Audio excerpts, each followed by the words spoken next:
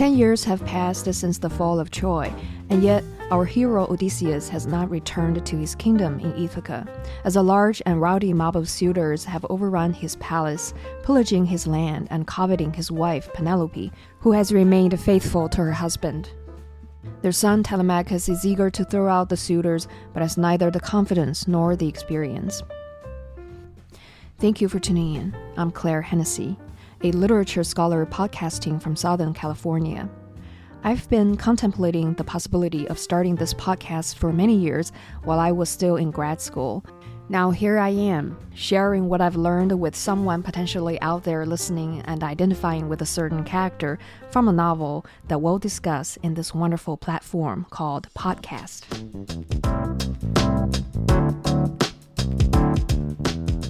You're listening to The Global Novel, a podcast that shares a critical lens on the narrative features of world literatures across the ages, and aims to make academic education in literature accessible to the world.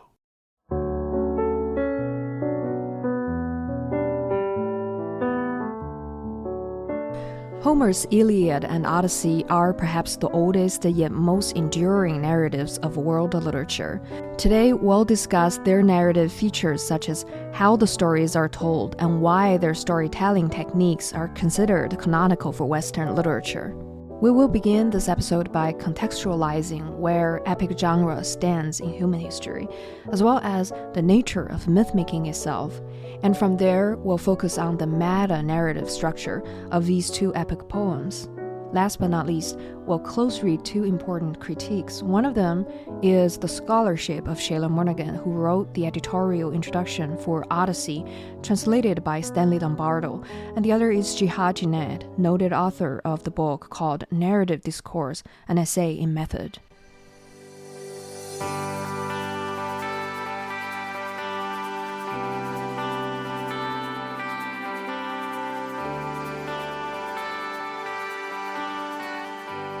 Greek mythology usually concerns the origin and nature of the world, the lives and activities of deities, heroes, and mythological creatures, and the significance of the ancient Greeks' own cult and ritual practices. The Greek myths were initially propagated in the oral poetic tradition, most likely by Minoan and Mycenaean singers, starting in the 18th century BC. Eventually, the myths of the heroes of the Trojan War and its aftermath became part of the oral tradition of Homer's epic poems, the Iliad and the Odyssey.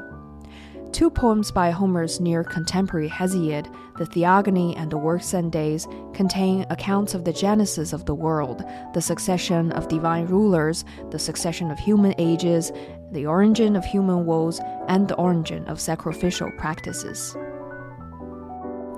The achievement of epic poetry was to create story cycles and, as a result, to develop a new sense of mythological chronology. Thus, Greek mythology unfolds as a phase in the development of the world of humans. The mythological history of the world may be divided into 3 or 4 broader periods. The first is the myth of origin, or age of gods, and the second is the age when gods and mortals mingle freely.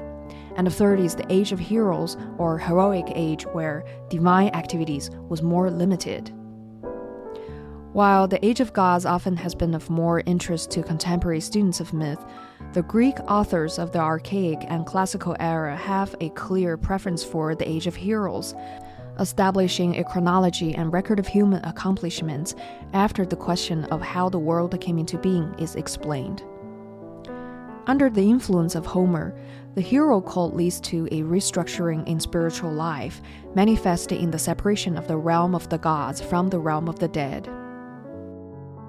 As an expert in this field, Dr. Shaila Murnaghan considers the Odyssey as the product of a long poetic tradition that developed over several periods of early Greek history. The Trojan legend is a mythic account of the end of the first stage of ancient Greek history, known as the Bronze Age, after the widespread use of bronze rather than iron, which was not yet in common use, or the Mycenaean period after the city of Mycenae, one of the main power centers of that era.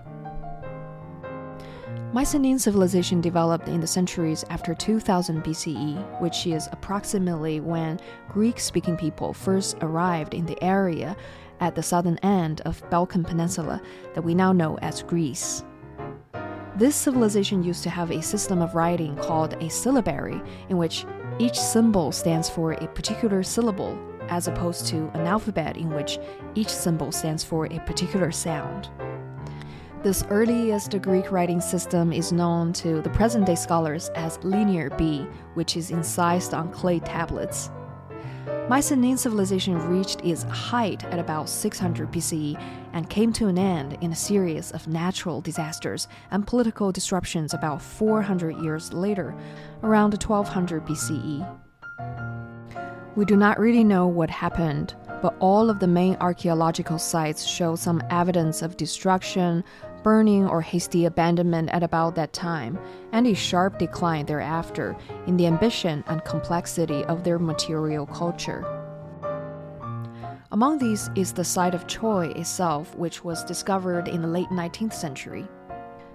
Such a cultural decline is known as the Dark Age. One result of the transition to the Dark Age was that writing, which was probably practiced in the Mycenaean period only by a small class of professional scribes, fell out of use, and the Greeks became once again a culture without writing. On the other hand, they always relied, and they continued to rely on oral communications as their central means of recalling, preserving, and transmitting the historical memories, religious beliefs, and shared stories that in our culture would be committed to writing.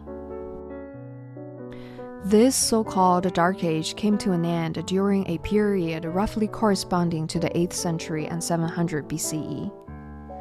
The cultural shift that would label the end of the Dark Age and the beginning of the Archaic period involved not a series of upheavals as with the end of the Bronze Age, except for the emergence of a new activity in a variety of fields. A growth in population led to a wave of colonization, which established a Greek center sending out colonies to such places as the Black Sea, Sicily, southern Italy, and southern France. This led to the development of institutions designed to unite those communities culturally and to reinforce a shared Greek or Pan-Hellenic heritage, such as the Oracle of Apollo at Delphi and the Olympic Games founded in 776 BC.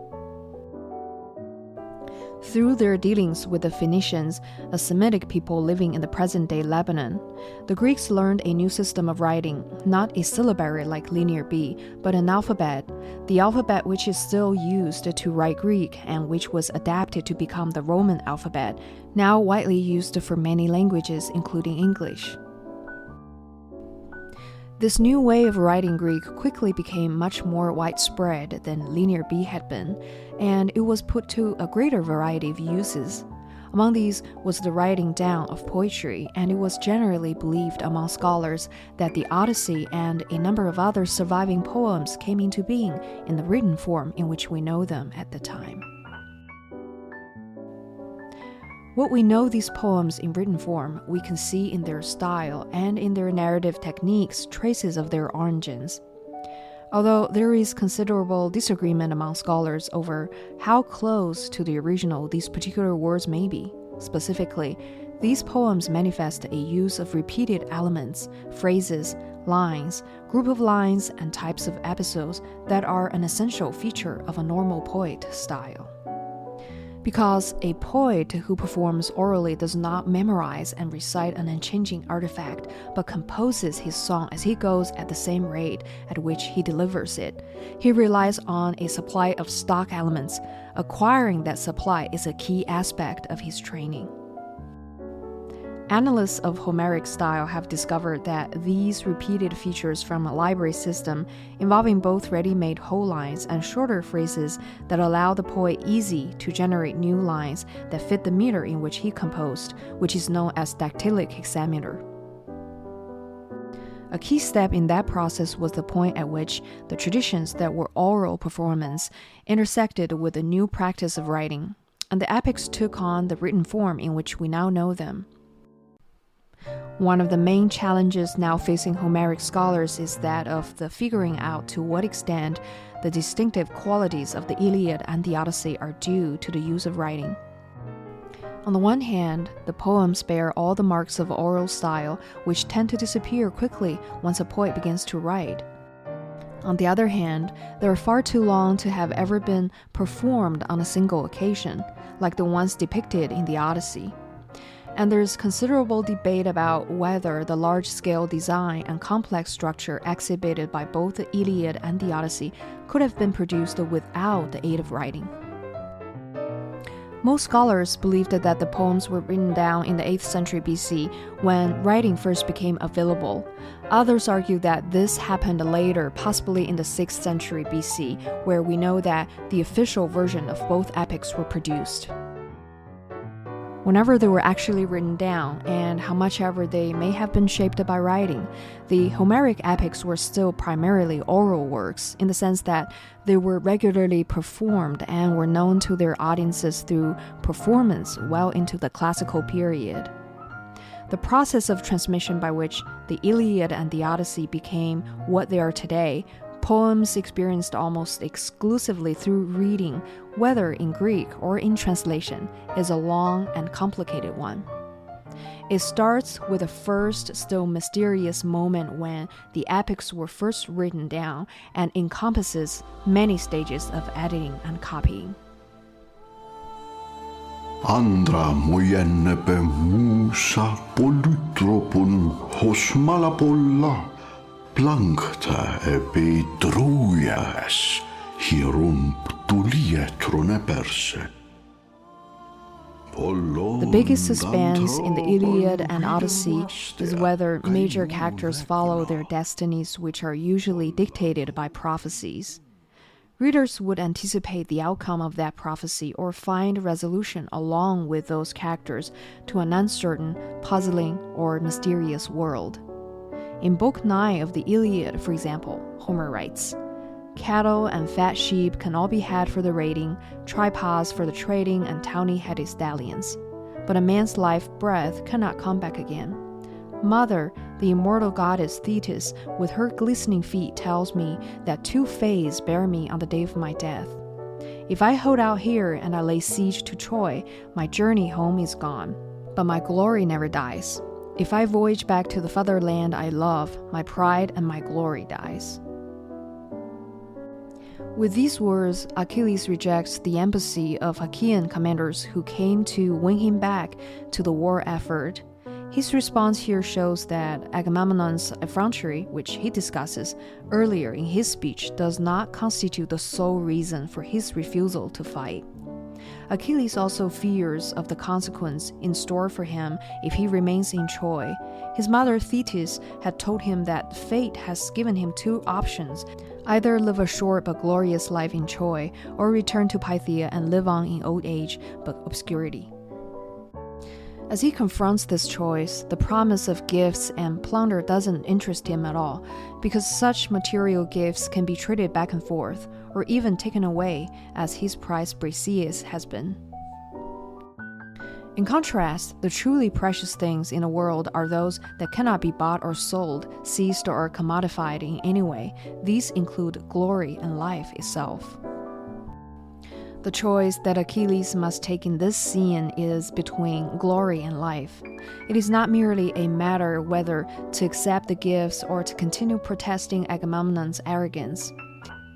At this point in the epic, Achilles has chosen life over glory, as he explains that he plans to return to Phthia. Nevertheless, the allure of the glory later proves irresistible when he finds a compelling occasion for it, avenging the death of his beloved friend Patroclus. Odysseus' fate, however, is foretold quite differently. In Book 11 of the Odyssey, Tiresias foretells Odysseus' fate in the following quote: "Odysseus, son of Laertes, master of wills, why have you come leaving the sunlight to see the dead and destroy this place? Move off from the pit and take away your sword, so I can drink the blood and speak truth to you." I drew back and slid my silver-steady sword into its sheath. After he had drunk the dark blood, the flawless seer rose and said to me, You seek a homecoming sweet as honey, shining Odysseus, but a god will make it bitter, for I do not think you will elude the earth-shaker who has lit up wrath in his heart against you, furious because you blinded his son. Still, you may just get home, though not without pain. You and your man, if you curb your own spirit, and there is too, when you beach your ship on the Thrinacia, you will be marooned on an island in the violent sea and find there the cattle of Helios' son and his sheep grazing. Leave these unharmed. Keep your mind on your homecoming, and you may still reach Ithaca, though not without pain. But if you harmed them, I foretell doom for you, your ship and your crew. And even if you yourself escape, you will come home late and badly, having lost all companions, and in another ship you will find trouble in your house. Arrogant man devouring your wealth and courting your wife, yet vengeance will be yours. And after you have slayed the suitors in your hall, by rule or by sword, that you must go off again carrying a broad-laded oar until you come to men who knew nothing of the sea, who eat their food unsalted, and have never seen red pearl ships or oars that wind them along, and I will tell you a sure sign that you have found them. One you cannot miss. When you meet another traveler who thinks you're carrying a winnowing fan, that you must fix your oar in the earth and offer a sacrifice to Lord Poseidon, around a bull and a boar in his prime, who hold high heaven to each in turn, and death will come to you off the sea, a death so gentle, and carry you off. When you are worn out in sleek old age, your people prosperous all around you. All these will come true for you, as I was told. By juxtaposing Odysseus' wandering to the woes of these legendary figures, Homer both broadens the scope of his poem and further entrenches his hero in his culture's mythology. And even being allowed to enter Hades or these spheres attains a privilege to transcendent status. In addition, Odysseus' conversation with Achilles reveals a nuanced view of warfare, which is kleos in Greek, or glory in English, which is an ideal and trait that is harder to find in the Iliad. Achilles' declaration, "I'd rather slave on earth for another man than rule down here over all the breathless dead," alludes to his dilemma depicted in the Iliad of choosing between earning glory on the battlefield but dying young and living out a long and uneventful life.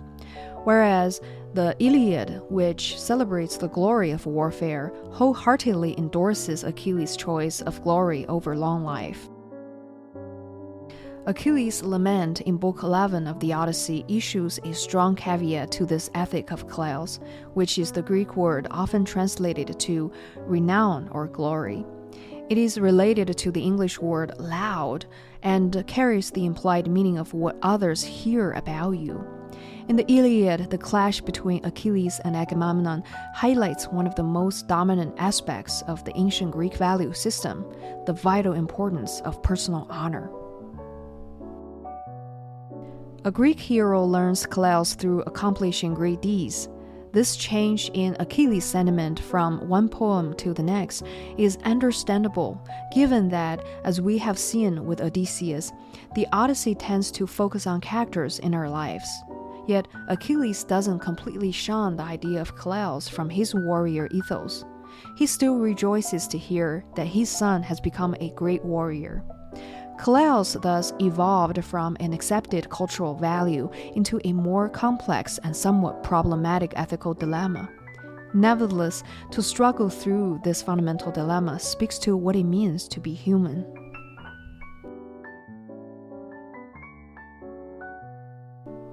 The Odyssey begins in medias res, which in Latin means middle of the things. The story is told with prior events described through flashbacks and interruptions by the current narrator and the characters. The modern edition of the Odyssey do not have a title for each chapter. However, in the classical period where scholars intensively studied Homer's works, they've divided the text into 3 sections, which each given its own title. Namely, Book 1 to 4 constitute Chapter 1, called Telemachy, focusing on the perspectives of Telemachus.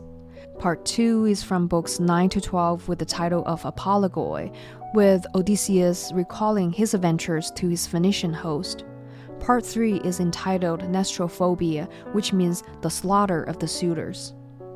This careful choice of an end point, like the equally careful choice of a starting point, is one of the many ways in which the Odyssey shows its self-consciousness about storytelling as a sophisticated craft.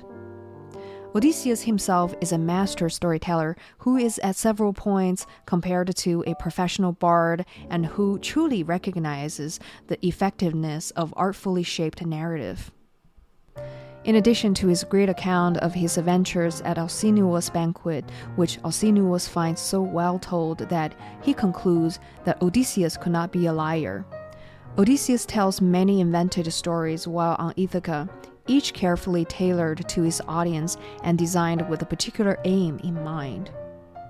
Many other characters tell stories as well. For example, Nestor and Menelaus tells Telemachus about their own and other experiences returning from Troy. Helen and Menelaus tell him stories about Odysseus in Troy. Both Penelope and one of the suitors tell the story of her trick with a shroud. And after the reunion, Penelope tells Odysseus the story of all she suffered in his absence.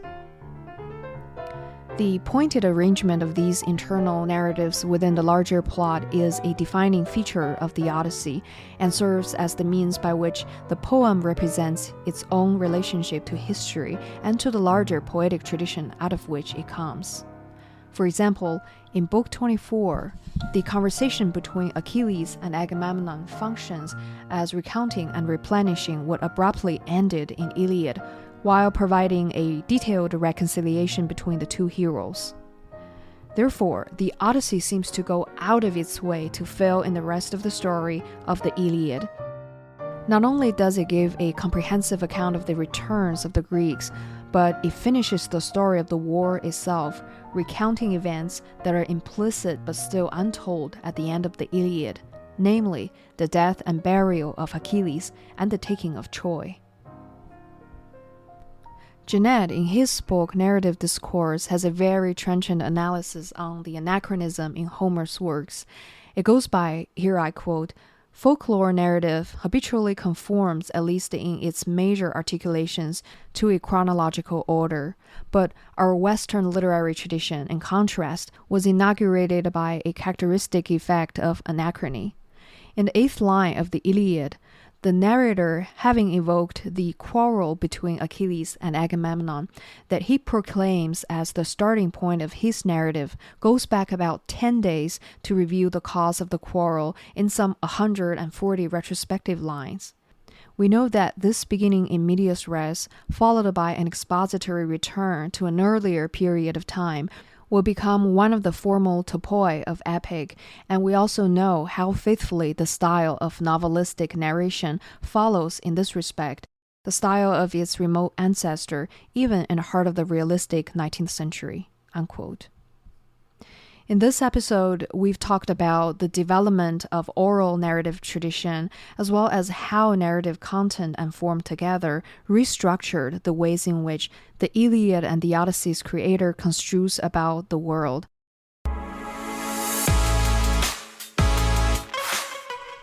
If you like this episode, you can show your support through theglobalnovel.com/donate so we can keep making academic education in literature accessible to more and more listeners of the world. Thank you so much for listening.